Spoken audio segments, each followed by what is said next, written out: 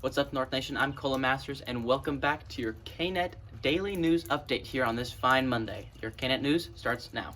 Coronavirus pandemic. Coronavirus. The virus. The coronavirus. And the COVID-19 virus. And Could be the worst of the coronavirus outbreak in the days ahead.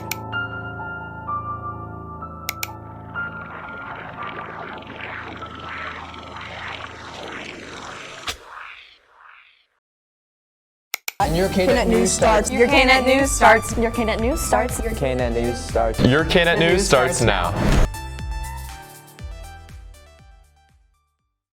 Starting with a few announcements this morning, seniors, as you probably already know, graduation has been moved tentatively to June 14th, and if that date is not able to happen, there's a backup date on July 12th, so make sure to check your emails more on that information. Also, there will be more news talking about baccalaureate and prom, and that information as soon as possible. Right now, it is slotted for mid to late summer. Yes, definitely going to be difficult to plan these events, knowing that the coronavirus has continued to fluctuate and rise and lower in a lot of the parts of the country. Recently, Mayor Lucas has extended the stay-at-home order for Kansas City and the surrounding areas until May 15th. So let's take an in-depth look on what it looks like to break the curve and slow down this virus. Hi guys, it's been a little while since our last update, so I just thought I would check in and let you guys know how things are going at the hospital. We are still having challenges, of course, with the COVID-19 illness being passed around. We average between 12 and 15 positive patients a day, as well as all those patients that are being investigated, which means their test results haven't come back. I know that the media is putting a lot of varying degrees and opinions out there, and we too struggle to know what to believe and what not to believe, but we have to believe that by everyone staying home, we are able to actually accommodate the number of patients that need to be seen right now, which is super important. We have enough ventilators, we have enough masks, we have enough gowns. We don't have extras, but we do have enough at this point to provide the appropriate care to our patients as well as protect our staff. So although it seems as though maybe this hasn't hit quite as hard yet as it has, it's not expected to still peak in Missouri. They keep delaying it a little bit just based on timelines, but it looks like it's going to be anywhere from the next couple weeks to a month from now for the first peak. Now, unfortunately, because there is low immunity to this disease, they are expecting there to be a second peak this fall.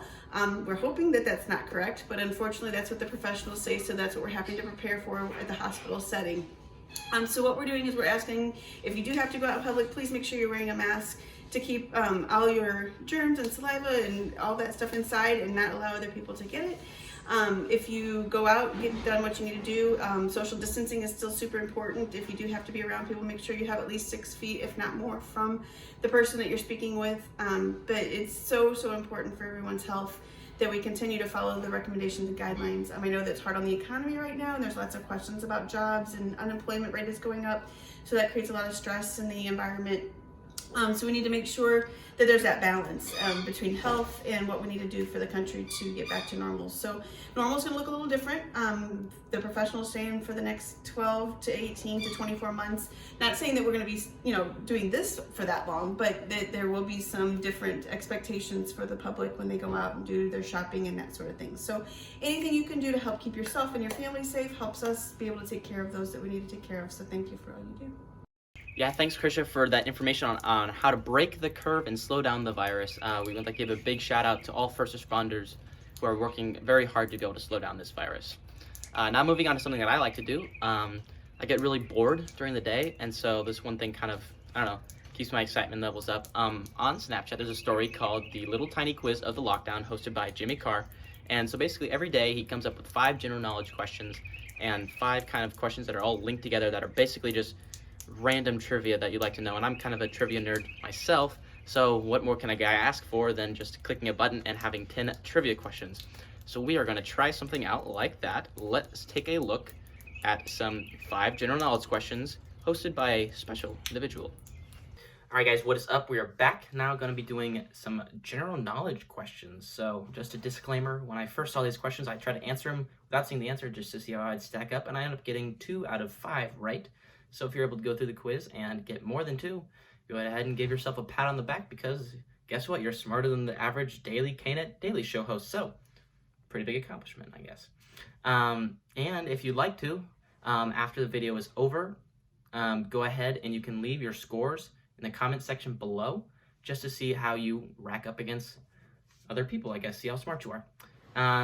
So here we go, let's get started. So what's gonna happen, I'm gonna give you 5 general knowledge questions, and after all the questions, we'll go back and do the answers one by one, just in case you need a little bit more time to think about it. You didn't want to do it right on the spot.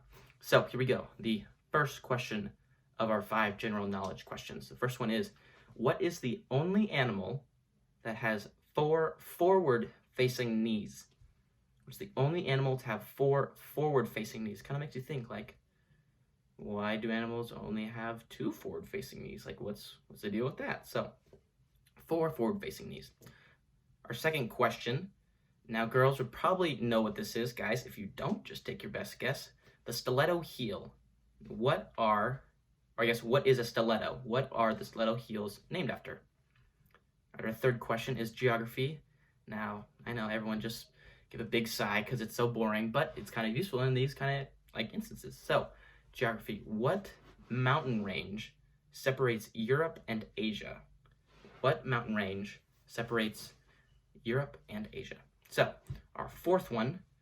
Now, most of you probably know who Al Capone is, big crime boss in Chicago, but most of you probably don't know what Al stands for.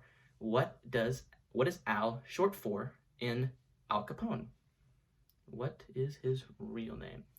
So, coming up on our 5th and final question. This one is about the Village People, you know, YMCA. Think about it, internalize it now.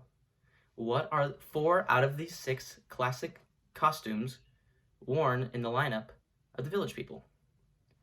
Name 4 out of the 6 costumes worn by the Village People. And I guess if you can get all 6, give yourself a nice little half bonus point. All right, let's go back to the beginning. Our first question was, what is the only animal to have 4 forward-facing knees? And the answer, of course, is an elephant, right? That's what everyone thought right off their head. No. But I guess you'll never forget it now, right? So our second question was the stiletto heel. What is a stiletto? What gave it its name? And actually, it's a weapon, more specifically a knife or a dagger. So if you got that, give yourself a point. Our third one was the geography question. What mountain range separates Europe and Asia? And the answer, of course, the Urals. The Ural mountain ranges. That's an interesting word. The fourth one was about Al Capone. What is Al short for? Most people would have thought like Albert or Alvin or something like that, but actually it's not. It's Alphonse. Alphonse Capone. So, kind of interesting to think about. And then our 5th and final question. What was 4 out of the 6 costumes worn by the classic lineup of the Village People? And they are, of course, the cowboy, the biker, the sailor, construction worker, cop, and rounding it off, a Native American. So, if you got 4 out of those 6, give yourself a point, and I guess if you got all 6, give yourself a nice little half point. And so that wraps up our nice little 5-question quiz of the lockdown, and that also wraps up my show today. So, until next time, we will catch you on the other side.